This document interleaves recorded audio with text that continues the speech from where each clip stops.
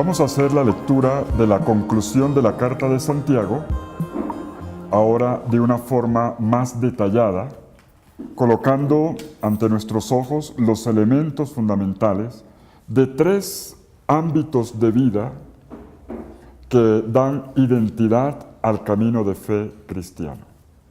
El primero es el caminar en la historia, pero con un estilo profético, no dándole la espalda a la vida, a la historia, a las cosas que pasan, sino comprometiéndose, mostrando la incidencia del Evangelio en todas las cosas que vivimos. La segunda área es la de la vida de oración, y no cualquier tipo de oración. Y la tercera, la del cuidado del hermano, especialmente el hermano frágil. El acompañar, el custodiar, el estar al lado de los hermanos. Detengámonos en el primer ámbito, la primera área de la vida cristiana, el compromiso profético de la comunidad en la historia. Capítulo 5, versículos 7 al 13. Tened pues paciencia, hermanos, hasta la venida del Señor. Así comienza.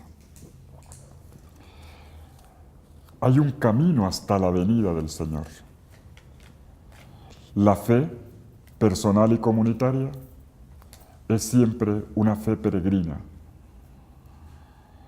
La fe cristiana es como un camino de ascenso que tiene siempre puesta la mirada en el horizonte final. Ese horizonte final es Dios, pero tiene un rostro muy concreto. No somos nosotros los que vamos simplemente como quien sube una montaña y espera llegar a la cima. Dios viene a nuestro encuentro con los brazos abiertos de Jesús y por eso Él viene. Maranata, Él viene. Vamos hacia uno que viene a nuestro encuentro. Y eso lo dice claramente desde la primera línea de Santiago. La comunidad camina, peregrina en la historia de forma ascensional, pero con la mirada puesta en aquel que viene. Esa expresión, hasta la venida del Señor, está retomada por el padre de la iglesia, importantísimo este padre de la iglesia, San Ireneo de Lyon, quien en su libro contra los herejes, un libro de apologética, acuñó esta frase: desde la perspectiva cristiana, la historia del mundo no es la de un levantarse penoso a partir de una caída, sino más bien el de un caminar en un camino providencial hacia un futuro lleno de promesas. A mí me encanta esto, porque a veces lo vemos más desde lo negativo, desde un mundo que estamos siempre arreglando y que no terminamos nunca de componer, y más bien pensar en lo positivo, en la promesa del Señor que nos inspira, que nos motiva, que jalona nuestra esperanza y activa lo mejor de nosotros mismos en las tareas que hacemos. Por lo tanto, se traza entre el hoy y la venida del Señor el tiempo de la fe. ¿Cómo vivir el tiempo? Santiago dice: tengan paciencia. Tengan paciencia. Se podría traducir también: sean constantes. El término griego en este caso es macrotimia. Macrotimia. La perseverancia está declinada ahora con un nuevo vocablo, el término macrotimia, que se puede traducir como longánime, como, mejor dicho, de corazón grande. Eso es la longanimidad. Por cierto, es uno de los frutos del Espíritu Santo en el texto del capítulo 5 de Gálatas. Tener el corazón grande. Tiene corazón grande una persona a la que le cabe, la que tiene espacio para lo bueno, para lo malo. Es un poco como retrata a Dios Padre, Jesús, en el Sermón de la Montaña, que hace llover su sol hace alumbrar su sol sobre buenos y malos y llover sobre justos e injustos. Todo le cabe en el corazón. Todo y todos, ¿no? No es que algo no le entra y lo rechaza y con esto no puedo. No. Es capaz de aglutinar. No significa compartirlo todo, pero aquel que sabe acoger, que sabe integrar integrar en el corazón. Háganlo con longanimidad, caminen con macrotimía, ¿no? La macrotimía da una nueva visión de las dificultades. Los incidentes que bloquean el camino, que impiden avanzar, son afrontados por el creyente con macrotimía. El macrotimos, el paciente, es aquel que sabe convivir porque entiende el ritmo de las personas. Sabe esperar. Sabe caminar al ritmo de la gente y aquí viene lo más importante, sabe captar los pasos de Dios. Esto es importantísimo. Importantísimo. El paciente perseverante, macrotimos, es aquel que en cuyo corazón tiene la capacidad de sentir y de mirar en grande. Que no se ahoga en los problemas, sino que inmediatamente puede reaccionar y ver algo nuevo, y ver más allá. Las cosas no le quedan chicas, inmediatamente amplía y ve, ¿no? Y visualiza. Pero lo que más quisiera subrayar, como matiz de significado de este término que utiliza Santiago, es el de saber vivir el tiempo, saber esperar el tiempo. Lo explica enseguida. Enseguida lo explica Santiago. Miren, dice él, miren, ahí dice, miren lo que ocurre en el campo, miren lo que ocurre en el mundo de la agricultura. Fíjense en el arte del sembrador, dice el versículo 7. No se trata de la cultura industrializada, como la conocemos hoy. Aquí se refiere al agricultor tradicional del siglo I, quien tenía una relación muy especial con el tiempo. El tiempo no solo está bajo el dominio del control, no está bajo control, ¿no? Hay un tiempo de espera. ¿Sabe qué corresponde a cada momento? Todavía creo que algunos campesinos, entre nosotros, el verdadero campesino, ¿no? Sabe muy bien eso. Inclusive sin reloj sabe cuál es la hora. Y sabe, conviene sembrar. Este es el mejor momento. Sabe captar los tiempos. Y no se precipita. No se precipita. Se trata de aprender, permítame colocar esta expresión, aprender a secundar los tiempos. Secundar los tiempos no es fácil, porque nosotros quisiéramos ir delante. No, aquí se trata de ir detrás. Secundar. No somos los protagonistas. Vamos detrás. Si, por ejemplo, hacemos un trabajo de acompañamiento espiritual, de ayudar a madurar espiritualmente a un hermano, a uno le corresponde secundar el tiempo. No forzar, no violentar, tampoco anticiparle cosas o inflarlo. Miren, al fin y al cabo, ponerse al servicio de los hermanos es ponerse al servicio de sus tiempos. Y secundar, repito, no es fácil, porque somos muy acelerados, muy nerviosos y queremos ver resultados pronto. Secundar no es fácil porque nos coloca en segunda posición. Secundar no es fácil porque implica el primado, la primacía del otro. Preferimos controlar, preferimos hacer cosas en lugar de la persona. Terminamos a veces sustituyéndola y matamos los procesos. Por una aparente eficacia, terminamos matando procesos. Hace algún tiempo el chinólogo, existe la chinología, no es la pediatría, chinología es de la China.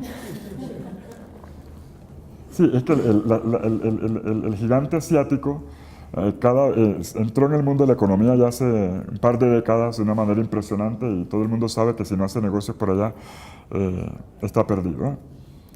El chinólogo francés, François Jolien, sacó un libro que pasó en mis manos en una sala de espera, a propósito, aprendiendo a esperar. Me llamó la atención, ¿y eso qué es? El libro, sencillamente, lo que hacía, se enfocaba en la paciencia de los chinos, concretamente de la cultura china, como algo de temperamento cultural, pero también como un elemento que venía de la formación taoísta que predomina en el mundo chino. La eficacia, según ellos, según esta mentalidad, consiste no en lo que se hace, sino en lo que se deja de hacer. A mí eso me llamó la atención. No entender qué tienes que hacer, sino qué es lo que no tienes que hacer. Eso me sorprendió. Nosotros hemos movilizado la eficacia, y con razón, nuestro mundo occidental, a partir de las planeaciones. Y todo se mueve a partir del saber construir procesos lógicos. Hacemos ingenierías de esto, de todos los procesos, y eso es válido, eso es válido. Fijamos objetivos, buscamos los medios, los recursos, monitoreamos, verificamos, componemos en el transcurso. Es el sistema propio de la hacienda. Sin embargo, esto no siempre funciona en el campo espiritual ni en el campo del corazón del hombre. No todo es planeable y nos llevamos sorpresas. Nos llevamos sorpresas. El Espíritu Santo no es programable. Y nos llevamos a veces algunas decepciones. Perdonen que lo diga, inclusive en el campo pastoral, diócesis enteras que se han planificado hasta el más mínimo detalle y después de la vuelta de 10 años volvamos a empezar. Como si todo pudiera ser. Y este es el año en que todos nos convertimos. Y este es el año en que todos los niños los sacaremos de la calle. No funciona. Ayuda. Con esto no estoy aquí haciendo una crítica a las planeaciones que tengamos que las necesitamos, porque es una forma de lograr consensos y de caminar juntos. Pero cuidado, la sabiduría cristiana consiste en una atención espiritual a los caminos del Espíritu. Nuestra tarea es secundar. En este caso, tomando el verbo pontificio de moda, no es primerear. Lo nuestro aquí es secundar. El que primerea es el Espíritu. Lo nuestro es seguirlo, olfatear.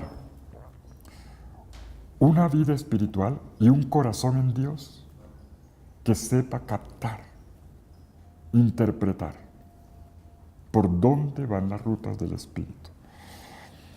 Y por eso yo digo a veces, por olvidarnos de esto, creo que nos hemos llevado decepciones, insatisfacciones que se notan en el aire con relación al camino de las comunidades. Pero hay otra sabiduría, nos dice Santiago. Hay otra sabiduría. Es la sabiduría del sembrador. La misma que consideró Jesús en la parábola del capítulo 4, versículos 16 al 29. Es el modelo de la relación de la amistad con el tiempo. Una amistad con el tiempo, donde se trabaja no trabajando. Es decir, dejando hacer.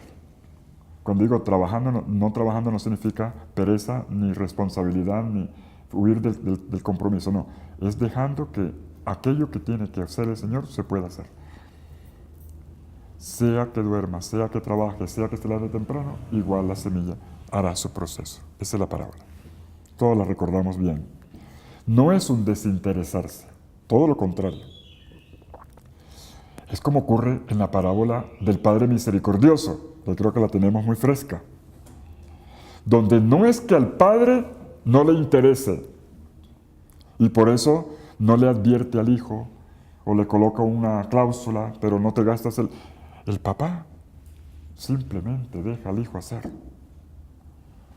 Suena raro, pero notamos al final en el comportamiento del Padre el secreto. Un Padre que sabe esperar. Y cuando lo recibe y lo abraza de nuevo, le muestra que siempre tuvo confianza en que ese regreso iba a ocurrir.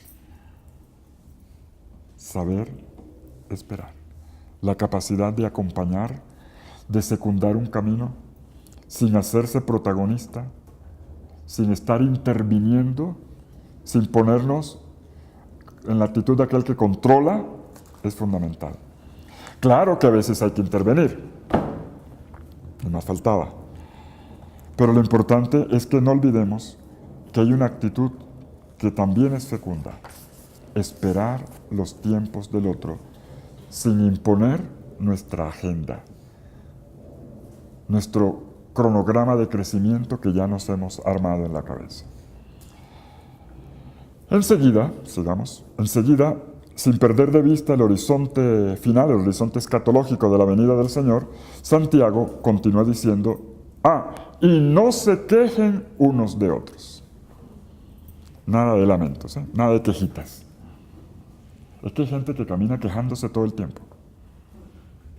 Haga lo que tenga que hacer, hay gente especialista en quejas. Y es bellísimo que se diga esto, porque caminamos en la vida lamentándonos de todo. El verbo lamentarse, en griego stenazo, connota la acción de apretar, de restringir. El que se lamenta, en la práctica, achica, pasma, esteriliza su propia existencia. Y esto es un riesgo. Hay personas que tienen como registro de fondo de su vida el lamento, la queja, adoptando siempre la espiritualidad de la víctima. Ay, me pusieron este ministerio, pero ay de mí, porque no sé si voy a ser capaz. Hombre, ya empezaste mal. Pero me voy ahora a tal... Ay, sí, pero yo no sé. Por favor. Hay gente que le encanta ser víctima para que, ay, sí, pobrecito de ti, entonces... Eso también es una patología. Quien sistemáticamente se lamenta de los hermanos de comunidad, de sus papás, de su casa, del obispo, de la vida, del clima, del país, de todo, está siempre asumiendo la postura de una víctima. Y frente a la lamentación, Santiago pide un giro. Hay que cambiar, considerar, hay que cambiar el punto de vista, hay que mirar las cosas desde otro lado, porque quien no hace esto se atrofia. Stenazo. Lamentarse es achicar, apretar, pasmar, limitar. Y no se hace bien ni siquiera a sí mismo. Hay una ley de la vida, que opino yo, que no soy padre de familia, pero me atrevo a decirlo.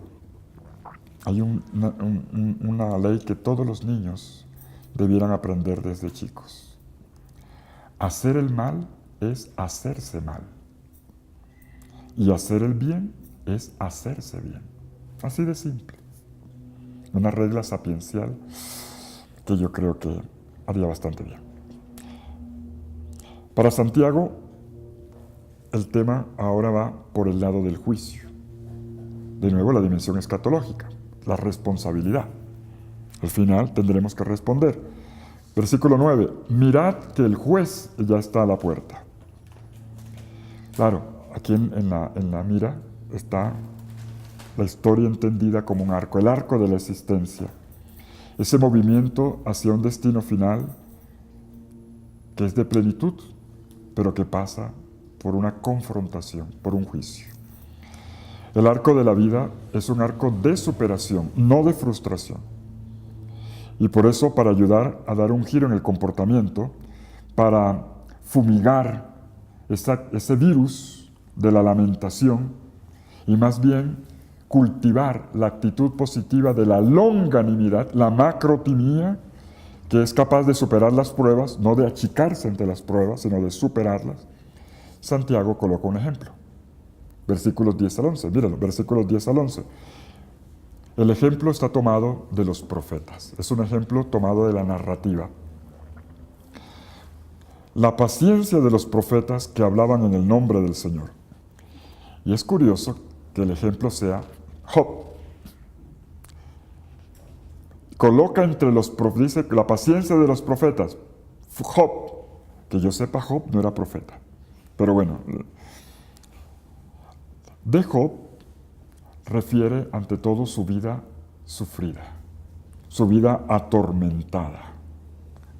Cacopateia, ¿no? Que sufrió mal. Pero sobre todo, aquel que en medio de las dificultades, las pruebas, ya hablamos aquí de las pruebas, hicimos aquí la espiritualidad de las pruebas, de las crisis, lo que predominó fue la actitud sabia de la macrotimía, la paciencia. La paciencia de Job no es simplemente el aguantar callado y ya. No. Macrotimía, es el de paciencia que es macrotimía. Uno que en medio de la prueba aprendió una nueva manera de ver y a partir de ella dio pasos gigantes en su relación con el Señor y con la vida. Fíjense cómo en el texto se alude a la suerte final, siempre la mirada hacia el fin, la suerte final de Job. ¿En qué consiste? No es propiamente, no se debería entender en principio el cielo, porque en los textos del Antiguo Testamento, lo que decimos la escatología no es la que es escatología cristiana, ya de la resurrección en Cristo, lo definitivo, eso es del Nuevo Testamento. Probablemente la idea del libro de Job es que lo que recibe al final es en esta misma vida. Es una suerte intraterrena. Sin embargo, es muy probable, y estoy convencido de esto, en el estudio del texto, que influye mucho en la cita que hace Santiago, no tanto el texto hebreo, que está sobre todo apegado a esta mentalidad más intraterrena, sino el texto griego del Antiguo Testamento que llamamos la Septuaginta, que ya es traducido en una etapa en la cual este tipo de ideas están circulando, de un más allá de la muerte, de una plenitud más allá de la muerte. De hecho, la cita que se hace del capítulo 42 al final no está en el texto hebreo, está solamente en el texto griego, y en el cual ya están circulando las ideas de una resurrección. En pocas palabras, está escrito que Él resurgirá de nuevo junto a aquellos que el Señor resucitará. Si bien es una idea mucho más cercana al Nuevo Testamento, probablemente la idea de Santiago en su lectura, como lo que acabo de anotar, sea la de la resurrección, entendámoslo ya en una mentalidad cristiana, como plenitud de vida. Bienaventurado el hombre, dice el capítulo 1, versículo 12, que soporta la prueba con paciencia en la adversidad, porque una vez que supere la aprobación, recibirá la corona de la vida que Dios prometió a los que lo aman. Job es un ejemplo concreto de eso. Versículo 11.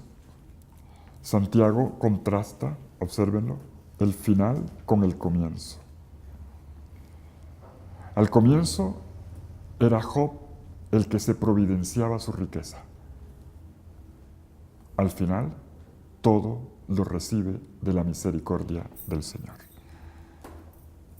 Y esto es importante, ahí hay una conversión, ahí hay un giro que proviene de su actitud de macrotimía. Él dispuso y que aprendió ahora, el Señor le concedió experimentar la grandeza de su misericordia, saboreó de verdad a Dios. Y el camino es el camino que señalábamos cuando leíamos el capítulo 1, de la humillación a la exaltación. Es como si nos dijera en esta experiencia de la misericordia del Señor, Job, con todas las desgracias que tuvo, económicas, quedó en la inmunda, como dicen los bogotanos, familiares, la familia misma le dio la espalda y le atacó, afectivas, los amigos le hablan más como enemigos, la salud se le descompuso, parece que todos se encargaban de torturarlo. Él pudo ver la misericordia de Dios en su vida. Y lo mismo le ocurrirá a todo creyente en medio de sus provaciones si transita en medio de ellas con macrotimía. Al final será siempre la alegría, la bienaventuranza en el Señor. Como dijo la carta de Santiago en la primera línea, alégrense, para ustedes es la alegría. Y aclarada la situación correcta, no la queja, no la lamentación, sino la longanimidad, la grandeza de corazón, ahora advierte sobre otro peligro latente. Y sobre todo, no juren. Versículo 12. Otro peligro, y no juren. Volvemos aquí a un tema al que le gastamos bastante tiempo, al tema de la lengua, al tema de la disciplina de la palabra. Este versículo 12, es un eco de las mismas palabras de Jesús, que están en el capítulo 5, versículos 35 al 37, en el Sermón de la Montaña. Se dijo a los antepasados, pero yo les digo, no juréis, pero yo les digo que todo aquel que...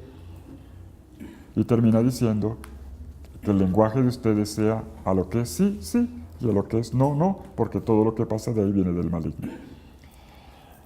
¿Cuál es el problema? El problema es que en el juramento yo pongo a Dios como el garante de un futuro que yo decido y que yo determino. Ese es el problema. El que jura hace todo lo contrario de quien tiene la macrotimía o la hipomoné. No sabe esperar. En el juramento se exige que Dios sea garante de lo que yo hago. Ese es el punto central de estos versículos. Pues bien, la mirada puesta en la historia. ¿Cómo se vive en medio de la historia? Un compromiso sí, pero secundando a Dios. Secundando lo que Dios no anda en abstracto. Lo que Dios hace por la mediación de las personas, por la mediación de las coyunturas históricas, por medio de los procesos que cada uno va labrando en sus decisiones cotidianas, en la manera como conduce su vida, con todos los elementos complejos que ella tiene. Secundar. No a la queja, sí a la macrotimía, aprender la paciencia del sembrador, una nueva relación con los procesos, con el tiempo, una amistad con el tiempo, no una pelea, conflicto con el tiempo, una amistad con el tiempo, y el uso adecuado de la palabra. No poner como garante a Dios, al contrario, respetar los tiempos de Dios. Te pedimos, Señor, que nos ayudes a limpiar de nuestros corazones tantas actitudes negativas que nos hacen ver siempre lo malo, que es real, pero que no es lo más importante ni lo que predomina siempre, y que no nos deja ver lo bueno. Señor, nos quejamos mucho, nos quejamos de otros, nos quejamos de los procesos y de la lentitud de muchas personas.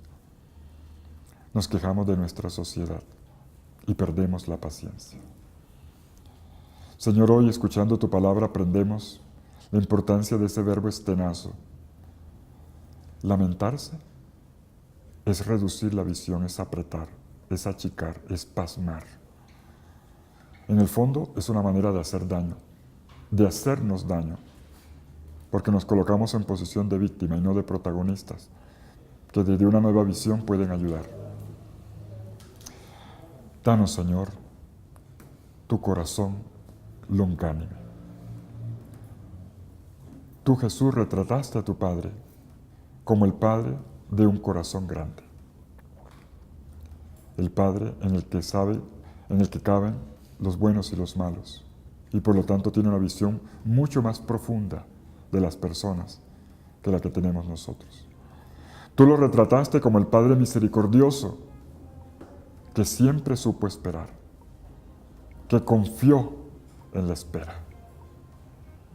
Y tú, Jesús, eres el macrotimos por excelencia. Tú eres el rostro de este Padre, misericordioso, macrotimos, que sabe esperar al pecador, que sabe la importancia de estar ahí secundando el tiempo, para que la conversión sea auténtica. Enséñanos, Señor, a comprender esto que comprendió Job. Entender que no era su riqueza y su trabajo, su productividad, sino la misericordia, que al final entendió. Danos, Señor, esta actitud para poder ayudar a nuestras comunidades que caminan en la historia. Amén. Amén.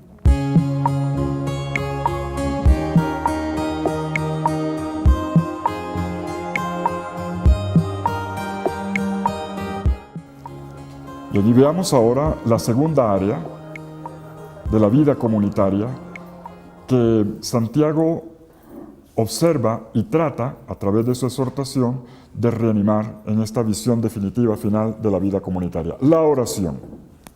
Si la comunidad camina con la mirada puesta en la historia, en la cual ejercita la paciencia al secundar los tiempos, esto no es posible si no se camina con la mirada puesta en el Señor. Esto ya estaba insinuado en el capítulo 5, versículo 7, cuando se dibujaba la historia como una ruta, como un camino ascensional hacia un Señor que viene a nuestro encuentro. Pero ahora viene la relación con el Señor. Hay una dimensión orante y una dimensión sacramental que identifica a una comunidad renovada. Por eso del compromiso pasamos a la oración, del tengan paciencia al oren. Y Santiago nos regala un pequeño compendio de oración, una catequesis sobre oración.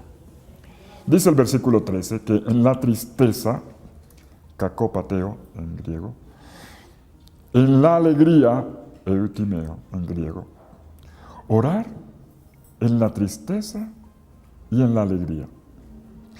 En pocas palabras, orar en toda circunstancia, cuando estamos bien y cuando no lo estamos, pero siempre con pasión.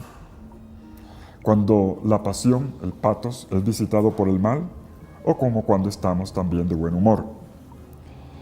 El segundo término, alegría, eutimos, connota valentía, estar con fuerzas, lo cual nos permite entender que también se refiere en los momentos en los cuales nos sentimos fortalecidos, pero lo contrario, dibujado en la tristeza, en los momentos de debilidad. Todo es ocasión de oración, con ganas o sin ella. Para Santiago, la oración es el elemento más importante del calé anastrofe. Ya lo explicamos. De la conducta santa, de la vida bella que distingue a un cristiano.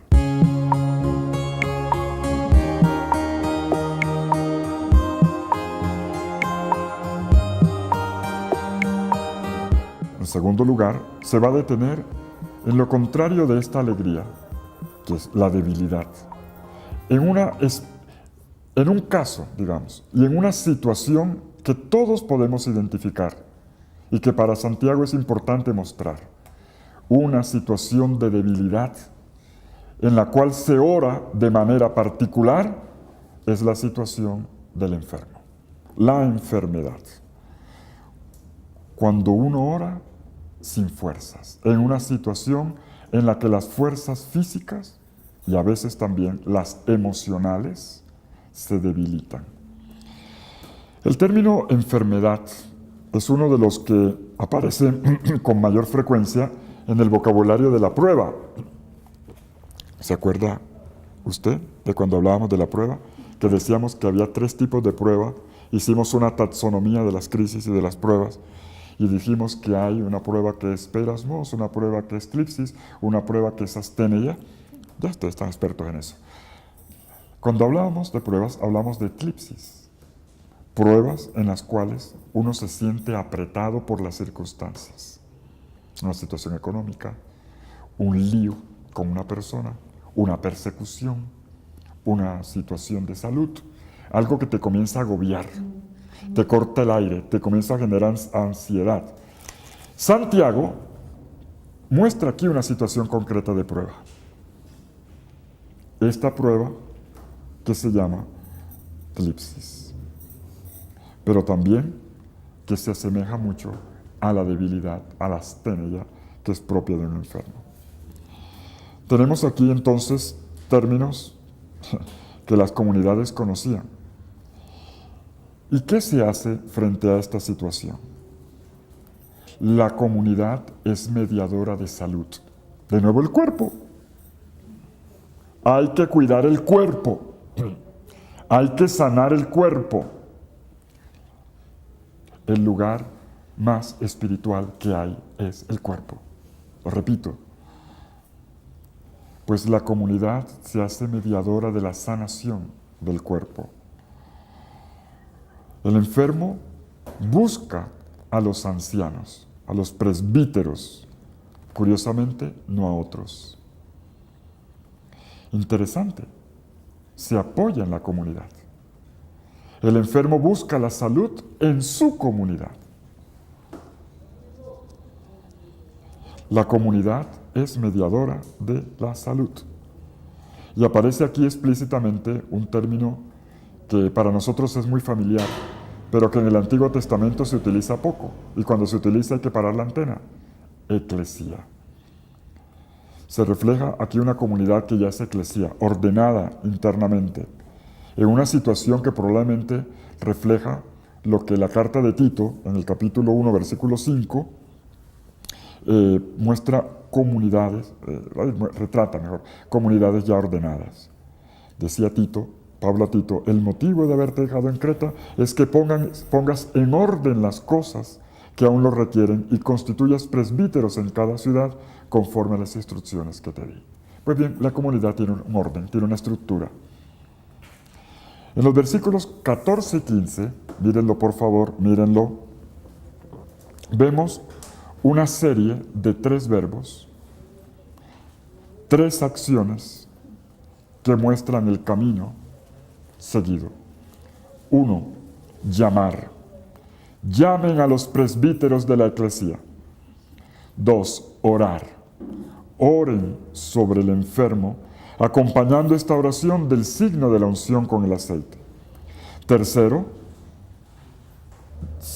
El tercero, él tiene como sujeto a Dios. La intervención del Señor, que es la que para al enfermo. Los 3 sujetos son el enfermo, 2, los presbíteros y 3, Dios, el Señor. En el primero, la comunidad, la eclesía, representada por sus presbíteros, se ocupa de sus miembros más débiles. La tarea de los presbíteros es ocuparse de los débiles de la comunidad, no de los fuertes. Aquí entiéndase de los enfermos física, espiritual y moralmente. Para eso son los equipos directivos. Los equipos directivos no es para conseguir plata para construir la sede. ¿Quién dijo? Los equipos directivos de las comunidades son para cuidar el cuerpo. Claro, el cuerpo necesita una casa, yo sé. La comunidad está en función de cada hermano. Y así como en la situación de tribulación que veíamos en el capítulo 1, versículo 27, también en la situación de debilidad física y moral, la tlipsis y la asténeia, la comunidad se ocupa del cuerpo, que es el lugar de salvación. En segundo lugar, ¿qué hacen los presbíteros? Dice que los responsables de la comunidad imponen las manos y ungen con aceite. La oración, acompañada por signos, no hace más que obedecer el mandato de Jesús. Marcos 16, 18. Oren por los enfermos, únjalos, ¿no? El enfermo, miren qué bonito, el enfermo es tocado. No es simplemente yo te pido, Señor, no, al enfermo lo tocan. Su cuerpo es tocado, su cuerpo es ungido. Es una curación, es un gesto de curación. La unción es un gesto de curación, no es una untada de aceite bendito. Es una acción sanadora. Y esto se hace en el nombre del Señor, invocando, entonces se está invocando la mediación de Jesús. Y el contenido es lo más importante. Todo esto es una oración hecha con fe. Esto ya lo comentamos, no necesita que explique ahora qué significa orar con fe, porque también ese punto lo trabajamos. Pero al final, el tercer verbo, intervenir, el Señor es el que levanta al enfermo. Está el verbo egeiro, hacer levantar, que pertenece al vocabulario de la resurrección. Una curación es como una resurrección. ¿Y cuál es el efecto de esta resurrección? El perdón de los pecados. Sanación y perdón obtenidos por mediación de la oración creyente están unidos. Bueno, en el Evangelio también estaban unidos. En la curación del paralítico, por ejemplo, en Marcos 2:5, ¿qué es más fácil? Decirle a este paralítico, toma tu camilla y echa, o perdonarle los pecados. Decirle, están perdonados tus pecados. Van juntos. Van juntos. El perdón de los pecados, aquí se entiende también como un morir reconciliados. La unción no siempre te levanta físicamente. Es ya una entrada en la resurrección por medio del perdón de los pecados, que es la mejor de las muertes. Morir reconciliados. Esta es una de las grandes necesidades de quien se acerca a la muerte. Poner el corazón en orden. Con Dios, consigo mismo, con todo el mundo. Y obviamente no siempre se puede. Hay una indicación entonces de interés que tiene la comunidad en esto. La frase central, no la perdamos de vista, en el versículo 15, y la oración de la fe salvará al enfermo. Esto se retoma enseguida en el versículo 16. La oración fervorosa del justo tiene una gran capacidad. Puede mucho. Por lo tanto, se trata de la oración que pone por obra la fe. Bonito esto, ¿eh? Lo que tanto ya veíamos en la parte central de la carta. La fe obras. Una oración que ejercita la fe. Es una obra. Y esto es importante. Hasta ahora los frutos, los compromisos, las acciones que Santiago reclamaba estaban relacionadas con la asistencia a los hermanos. Ahora esta acción es la de la intercesión. Interceder por los hermanos es una obra. Y una obra de misericordia, una obra de la fe operante, una obra de la fe que ha madurado. La oración del justo, entendiendo aquí la comunidad, pone en acto una energía. El término griego es energumene. Una energía, un poder especial. Tiene una capacidad energizante, diría yo, pero entiéndase lo que quiero decir, o sea, de apalancar algo. La oración es potente, sigue explicando Santiago, como fue potente la oración del profeta Elías. Como me encanta que se refiere aquí al profeta Elías, lo quiero mucho. El que oraba en la montaña del Carmelo con poder. La carta de Santiago termina en el Carmelo, contemplando uno de los grandes modelos de orante de la Biblia. El modelo de oración de intercesión de la comunidad eclesial es la oración del carmelita Elías. Lo que cuenta aquí en el ejemplo es que Elías, ¿quién era Elías? Elías no era un superhombre. Él era como nosotros, está diciendo Santiago, uno de nuestra condición. Y sin embargo, tenía un gran poder cada vez que oraba. Claro, Dios. Es como le ocurrió a Pablo y a Bernabé en Listra. ¿Se acuerdan el capítulo 14, versículo 15 de los Hechos? Pablo y Bernabé que hacen una sanación y la gente se emociona y quieren coronarlo a uno como Zeus y al otro como Hermes porque era el que hablaba. Y entonces Pablo toma la palabra y grita, señores, no, nosotros no somos dioses. Y nosotros nos las pasamos coronando a los predicadores, coronando con guirnalda a las mediaciones. Qué cosa, perdón. Era un hombre normal, pero tenía una relación con Dios muy fuerte y ejercitaba la intercesión Y dice, y todos nosotros podemos ser Elías. Lo que Santiago está tratando de decir es, crean en la potencia de la oración.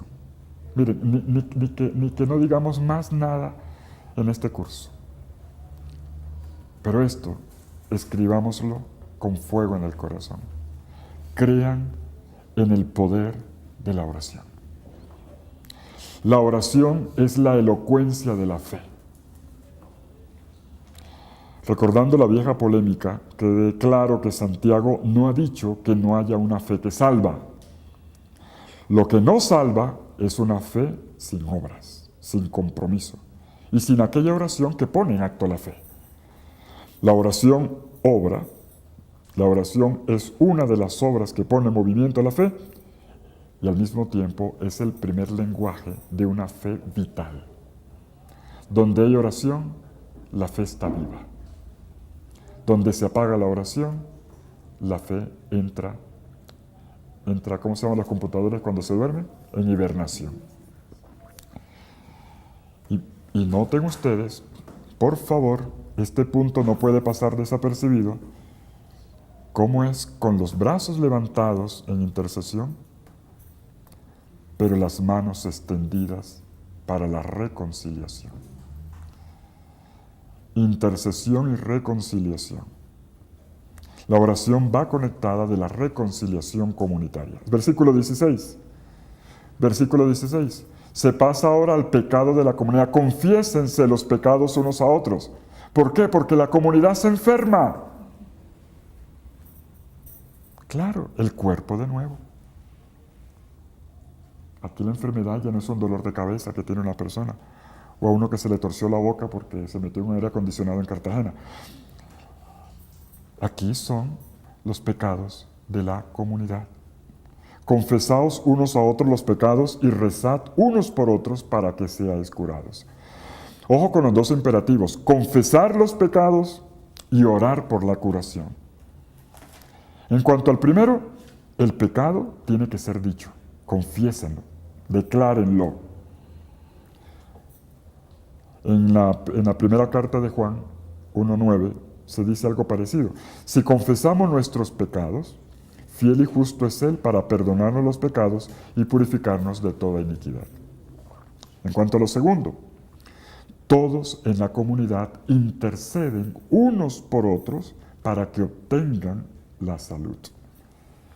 El enfermo es en la comunidad como que un sacramento de lo que todos somos. Todos somos enfermos.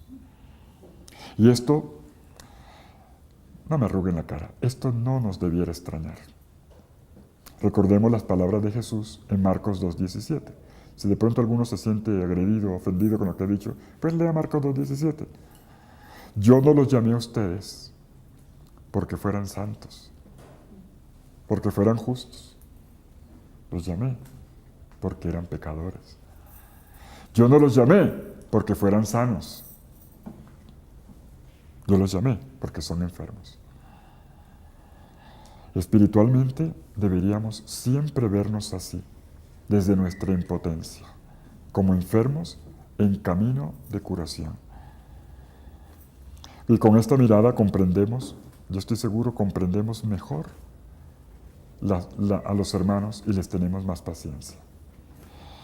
Yo recomiendo que miren, por favor, siempre que puedan, la primera carta a los Corintios en el capítulo 12, donde Pablo dice con tanta claridad, en el cuerpo de Cristo, los miembros más importantes son los débiles. Los miembros más importantes son los débiles.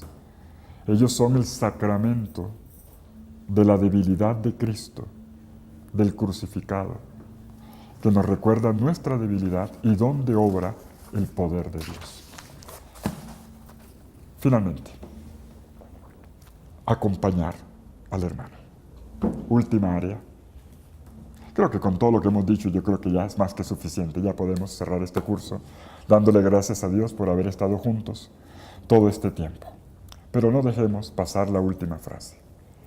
Se ha hablado de intercesión por el enfermo, se ha hablado de reconciliación y he mostrado que hay una relación entre los dos elementos. Lo último que nos dice Santiago, lo último que nos dice, pero acompañen, tiéndanle la mano al hermano que está en pecado. Si ustedes salvan al hermano que está en pecado, no lo dejan perder, ustedes se han salvado a sí mismos, o el Señor. Todos nos salvamos salvando a otros. ¿Qué es lo que una comunidad debiera siempre, siempre evitar? La indiferencia. No, es que eso es problema de él. No, que chupe para que aprenda. Ya vendrá con el rabo entre las patas a... Eso no se hace. Corrección fraterna. Lo mismo que Santiago ha hecho en esta carta. Todo lo que hemos hecho en la lectura de la carta no es más que considerar un ejemplo concreto de corrección fraterna. ¿Cómo se hace una corrección fraterna? Por ejemplo, la carta de Santiago. ¿Cómo se corrigió una comunidad? Hay que corregir la comunidad. Si alguno de vosotros se desvía de la verdad y otro lo convierte, así termina la carta. Todo lo anterior estaba preparando esto, la reconciliación de la comunidad, por mediación de la corrección, por la mediación del ocuparse, del acompañar a cada hermano. La conclusión entonces es esta. Uno de la comunidad que devuelve a alguien que se ha apartado, que lo devuelve a la verdad, ya explicamos aquí que la verdad es la unidad, no es un concepto abstracto, aquí en Santiago es la unidad de la comunidad, ha hecho un acto salvífico. Y si esto ocurriese de un solo lado, como decimos, unidireccionalmente, sería casi obvio. La novedad es que se trata de una salvación mutua. El bien que se hace siempre revierte. Y con mayor razón cuando se trata del recuperar a un hermano. Quien convierte a un pecador de su extravío, salvará su vida de la muerte y cubrirá sus muchos pecados. La bendición, qué bonito esto, la bendición que trae alegría a la comunidad no es otra que la salvación de la muerte. Este ser perdonados abundantemente dentro de la comunidad. Un texto que puede dialogar con esto que estamos diciendo de Santiago y que es su última línea, lo encontramos en la primera carta de Pedro, en el capítulo 4, versículo 8, que dice así: mantengan entre ustedes una caridad fervorosa, porque la caridad cubre la abundancia de los pecados. Esta convicción de que salvando al hermano nosotros somos salvos viene del Antiguo Testamento. En Ezequiel capítulo 3 versículo 21 se dice: si adviertes al justo para que no peque y éste no peca, ciertamente vivirá porque atendió la advertencia y tú habrás salvado a tu hermano. Yo les recomiendo el texto completo de Ezequiel. Solo que Santiago no está hablando de la prevención. Santiago está hablando de aquel hermano que ya la embarró. Entonces, como que nos acercamos más bien al Salmo Miserere. Salmo 51, versículo 19. Enseñaré a los malvados tus caminos y los pecadores volverán a ti, dice el Salmo Miserere. Esta corrección del hermano que cae en una debilidad moral, que comienza a echar para atrás en su camino de seguimiento y que poco a poco se va ausentando de la comunidad, fue enfatizada por Jesús cuando en Mateo capítulo 18 hablaba de la vida comunitaria. Si tu hermano peca, ¿tú te vas a cruzar de brazos? No, tú lo vas a corregir, pero en privado. Y si después de insistirle no se corrige, bueno, no lo vas a decir en la reunión, vamos a buscar a otro para que conste que es objetivo. Y si aún así, te ve a los líderes de la comunidad. Lo importante es ganar al hermano. no dejar perder ni uno solo de nuestros hermanitos, no dejarlos perder. La tradición de Pablo va en esta misma dirección. En Gálatas capítulo 6, versículo 1, ¿saben lo que dice? Dice esto: si a alguien se le sorprendiera en una falta, lo cogieron mal parado, vosotros que sois espirituales, corregidle con espíritu de mansedumbre. El problema es que a veces nos rastrillamos tanto y nos damos unas vaciadas tan desagradables. Con espíritu de mansedumbre, fijándote en ti mismo, no sea que tú también estés en las mismas. Gálatas.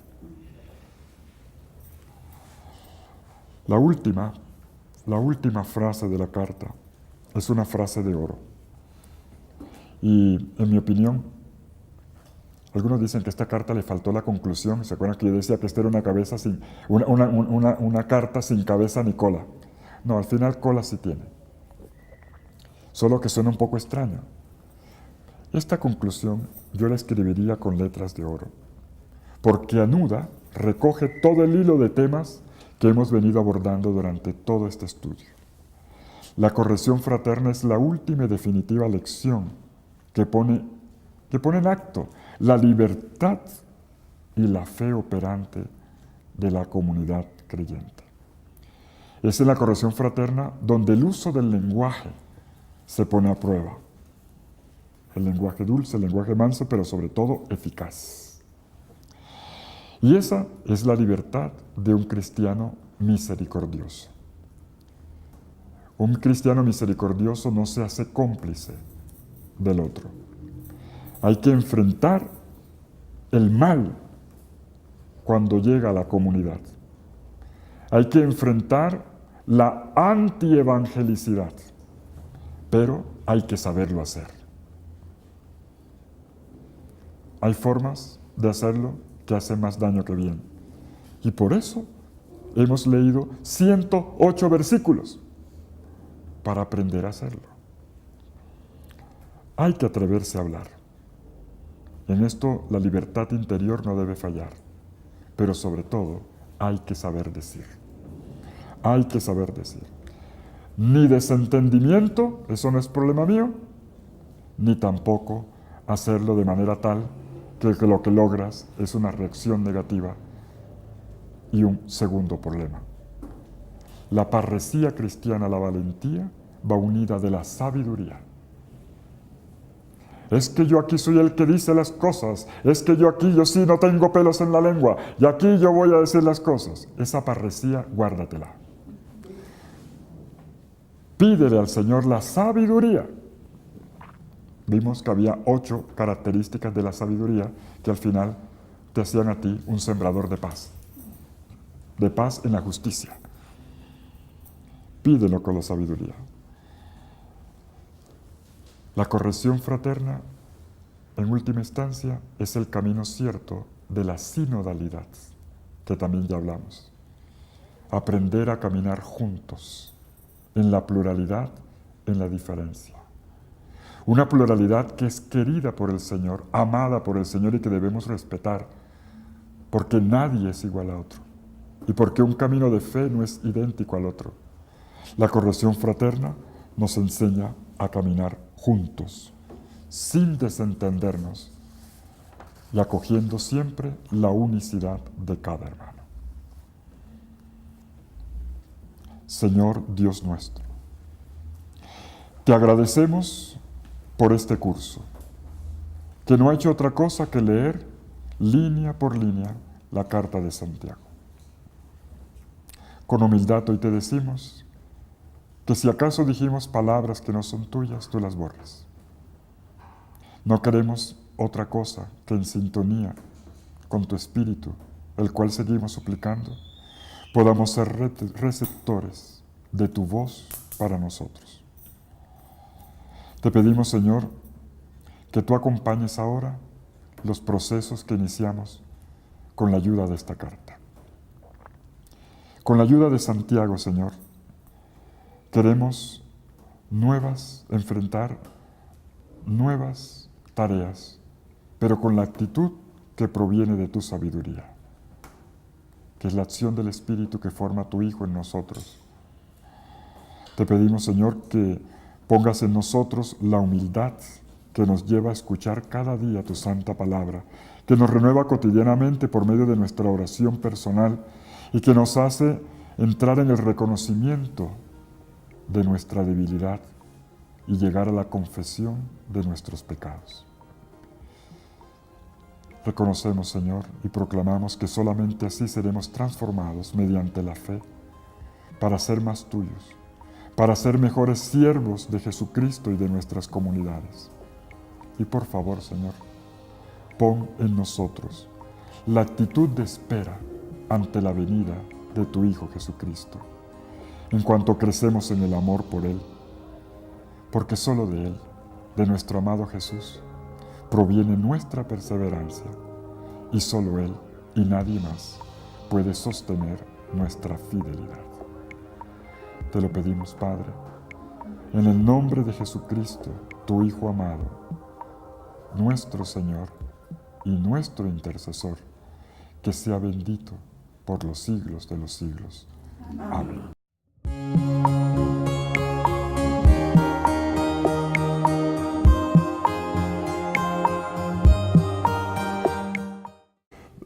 Hace alumbrar su sol sobre buenos y malos y llover sobre justos e injustos. Todo le cabe en el corazón. Todo y todos, ¿no? No es que algo no le entra y lo rechaza y con esto no puedo. No. Es capaz de aglutinar. No significa compartirlo todo, pero aquel que sabe acoger, que sabe integrar en el corazón. Háganlo con longanimidad. Caminen con macrotimía, ¿no? La macrotimía da una nueva visión de las dificultades. Los incidentes que bloquean el camino, que impiden avanzar, son afrontados por el creyente con macrotimía.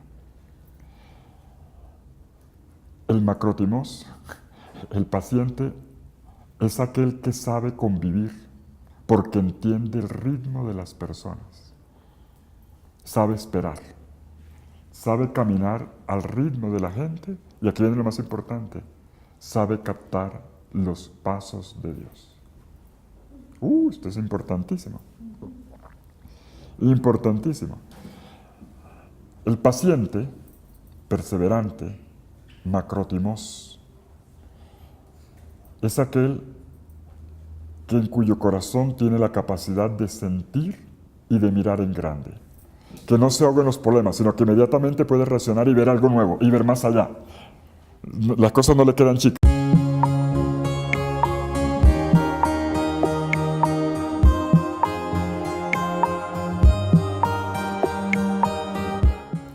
Vamos a hacer la lectura de la conclusión de la Carta de Santiago, ahora de una forma más detallada, colocando ante nuestros ojos los elementos fundamentales de 3 ámbitos de vida que dan identidad al camino de fe cristiano. El primero es el caminar en la historia, pero con un estilo profético, no dándole la espalda a la vida, a la historia, a las cosas que pasan, sino comprometiéndose, mostrando la incidencia del Evangelio en todas las cosas que vivimos. La segunda área es la de la vida de oración, y no cualquier tipo de oración. Y la tercera, la del cuidado del hermano, especialmente el hermano frágil. El acompañar, el custodiar, el estar al lado de los hermanos. Detengámonos en el primer ámbito, la primera área de la vida cristiana, el compromiso profético de la comunidad en la historia. Capítulo 5, versículos 7 al 13. Tened pues paciencia, hermanos, hasta la venida del Señor. Así comienza. Entonces, inmediatamente amplía y ve, ¿no? Y visualiza. Pero lo que más quisiera subrayar, como matiz de significado de este término que utiliza Santiago, es el de saber vivir el tiempo, saber esperar el tiempo. Lo explica enseguida. Enseguida lo explica Santiago. Miren, dice él, miren, ahí dice, miren, miren lo que ocurre en el campo, miren lo que ocurre en el mundo de la agricultura. Fíjense en el arte del sembrador, dice el versículo 7. No se trata de la cultura industrializada, como la conocemos hoy. Aquí se refiere al agricultor tradicional del siglo I, quien tenía una relación muy especial con el tiempo. El tiempo no solo está bajo el dominio del control, no está bajo control, ¿no? Hay un tiempo de espera. ¿Sabe qué corresponde a cada momento? Todavía creo que algunos campesinos, entre nosotros, el verdadero campesino, ¿no? Sabe muy bien eso. Inclusive sin reloj sabe cuál es la hora. Y sabe, conviene sembrar. Este es el mejor momento. Sabe captar los tiempos. Y no se precipita. No se precipita. Se trata de aprender, permítame colocar esta expresión, aprender a secundar los tiempos. En un camino providencial hacia un futuro lleno de promesas. A mí me encanta esto, porque a veces lo vemos más desde lo negativo, desde un mundo que estamos siempre arreglando y que no terminamos nunca de componer, y más bien pensar en lo positivo, en la promesa del Señor que nos inspira, que nos motiva, que jalona nuestra esperanza y activa lo mejor de nosotros mismos en las tareas que hacemos. Por lo tanto, se traza entre el hoy y la venida del Señor el tiempo de la fe. ¿Cómo vivir el tiempo? Santiago dice, tengan paciencia. Tengan paciencia. Se podría traducir también, sean constantes. El término griego en este caso es macrotimia. Macrotimia.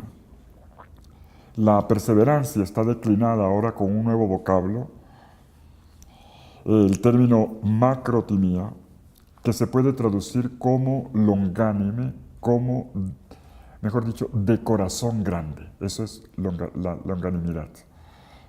Por cierto, es uno de los frutos del Espíritu Santo en el texto del capítulo 5 de Gálatas. Tener el corazón grande.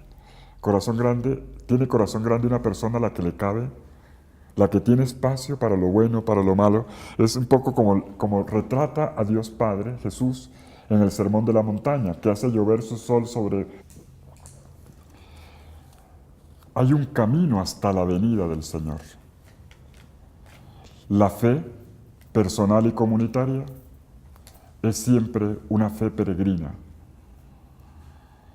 La fe cristiana es como un camino de ascenso que tiene siempre puesta la mirada en el horizonte final. Ese horizonte final es Dios, pero tiene un rostro muy concreto.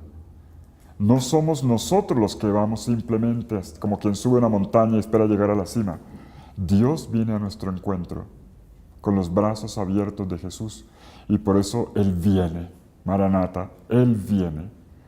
Vamos hacia uno que viene a nuestro encuentro. Y eso lo dice claramente desde la primera línea de Santiago. La comunidad camina, peregrina en la historia de forma ascensional, pero con la mirada puesta en aquel que viene. Esa expresión, hasta la venida del Señor, está retomada por el padre de la iglesia, importantísimo este padre de la iglesia, San Ireneo de Lyon, quien en su libro Contra los herejes, un libro de apologética, acuñó esta frase: desde la perspectiva cristiana, la historia del mundo no es la de un levantarse penoso a partir de una caída, sino más bien el de un caminar